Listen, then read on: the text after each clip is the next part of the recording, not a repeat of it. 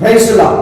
வேதம் சொல்லப்படுகிறது, ஏசாயா எழுதின தீர்க்க தரிசன புத்தகம் 54ஆம் அதிகாரம் 10வது வசனத்தில் சொல்லப்படுகிறது, மலைகள் விலகினாலும் பர்வதங்கள் நிலை பெயர்ந்தாலும் என் கிருபை உன்னை விட்டு விலகாமல் இருக்கும் என்று ஆண்டவராக இயேசு கிறிஸ்து சொல்கிறார்.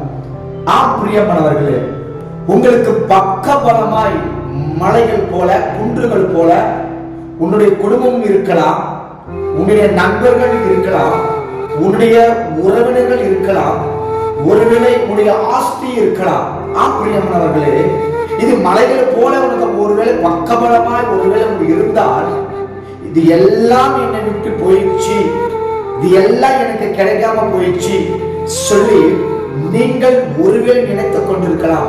ஆனால் ஆண்டவர் சொல்றாரு, மலைகள் விலகினாலும் பர்வதங்கள் நிலை பெயர்ந்தாலும் என் கிருபை அப்படின்னு அர்த்தம்.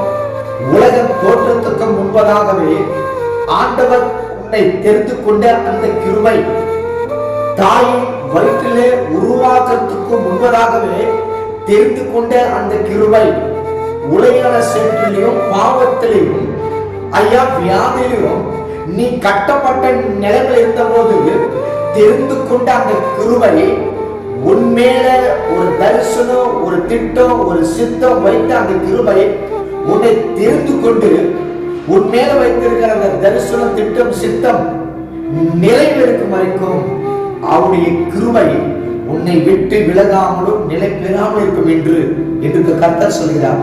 அதனால கவலைப்படாதீங்க. யார் இருக்கிறாங்களோ யார் இல்லையோ, யார் பேசுறாங்களோ யார் பேசலையோ, கர்த்தர் கிருபை உன்னோடு இருக்கிறதுனால நம்பிக்கையோடு விசுவாசத்தோடு ஜபத்துல நீ நிலைத்திருப்பீர்கள் என்றால் உன்மேல் வைத்திருக்கிற தேவன் வைத்திருக்கிற தரிசனம், திட்டம், சித்தம் தேவன் நிறைவேற்றுவதாக. இந்த வார்த்தை மூலமாக தேவன் உங்களை ஆசீர்வதிப்பார்.